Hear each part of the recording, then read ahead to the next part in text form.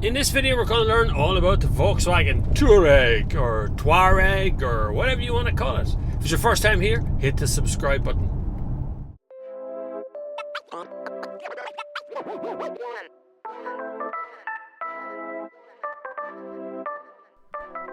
The 2018 Volkswagen Touareg is finally here, and it's certainly worth the wait. There's so much going on in this car, I wonder if there's a new Phaeton on the way.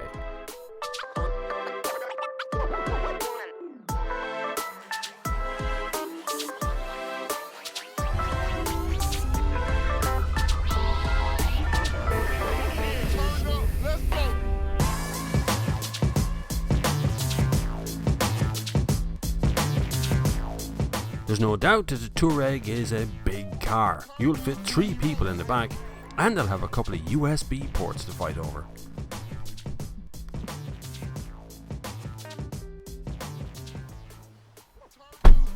So as you can see up front here, the luxury just continues. This R-Line model has a Dyna audio system built into it as well. It just feels every bit the luxurious car.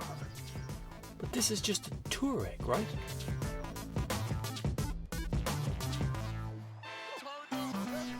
There's tons of new kit, loads of touch screens and screens across the dash that don't even annoy me when I'm changing the temperature.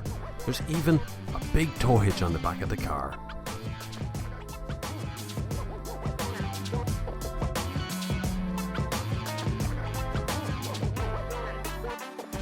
This current model of the Touareg is based on the Porsche Cayenne. Now, the Porsche, it's debatable how much of the Porsche is in the Touareg and how much of the Touareg is in the Porsche. I think they might just come from the same factory with all the same equipment in it, but be kind of different cars. Right now, this minute, I can't find a reason that I would want you to buy a Cayenne over a Touareg, other than the badge. This car has all of the kit and equipment I could ever want in a car of its kind. Really has. I have active cruise control, I have lane keeping, I have distance keeping, I have all the safety equipment, I have reversing cameras, I have the towing camera thing on it, I have a tow hitch out the back. This yoke has everything. 63 grand starts the range. That's not this car. 85 grand you're going to be in this one for, but it's worth it. I mean, for God's sake, like 85 grand, what's that going to get you in terms of kind of luxury cars or anything like it? This car feels every bit the luxurious truck that it's supposed to be. On day one, I got into this car and immediately fell in love with the whole car. It is so quiet, it is responsive, it does everything I wanted to do. The Touareg in Ireland, or Touraeg in Ireland, has only one engine. It's a 3-litre TDI, 286 horsepower mated to a DSG. The actual capacity is 2,967cc, giving it a road tax of €750. That big engine up the front does a huge job at hauling ass in this thing. Now, I will say the DSG box is a little bit kind of, well, it jumps from gear to gear, and sometimes I can actually feel it.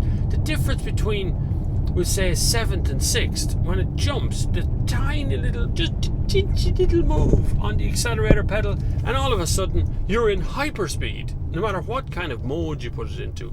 Speaking of which, there is modes: eco mode, normal mode, off-road, snow. There's all kinds of things that none of us would ever use. You'll basically put it into normal and just leave it there, which is what I did to it. I've put it into Eco a couple of times. It didn't seem to make a whole lot of difference. I don't know what Eco does. It didn't even turn down the air conditioning. Normal is the one that I've stuck it in mostly, and that seems to do the job. Now, this one is 85 grand on the road or so, but it's basically kitted out to the last. Plus that big engine just goes.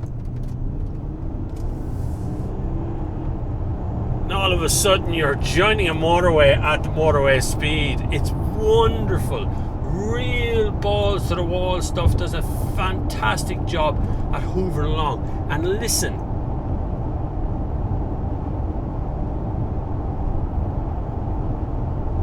that's 120 kilometers an hour that I'm having a very quiet conversation. I could perfect, absolutely perfect.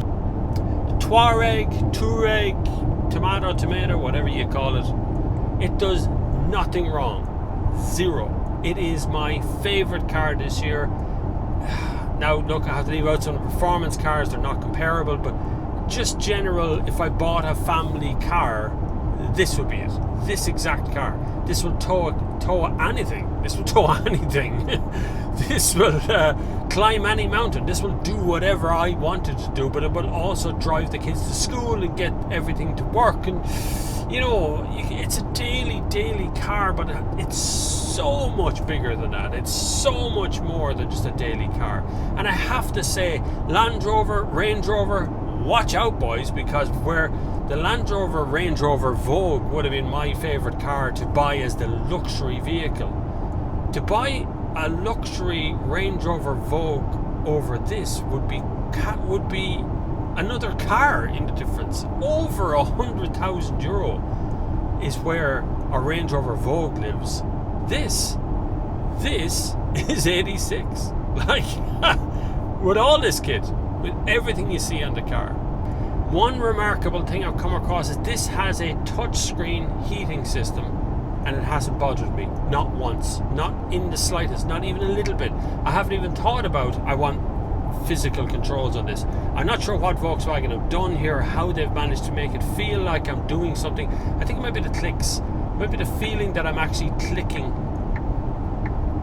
That noise, I think that might trigger in my head to being you're pressing something physical, and that works, absolutely works perfectly. Well done, Volkswagen, that's very good.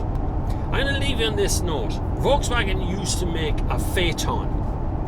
Phaeton was something that made no sense whatsoever. It was better than an Audi A8, it was better than almost every luxury car in the market. The Phaeton was the one to have. Then they stopped making it. It's time you made a Phaeton again, Volkswagen.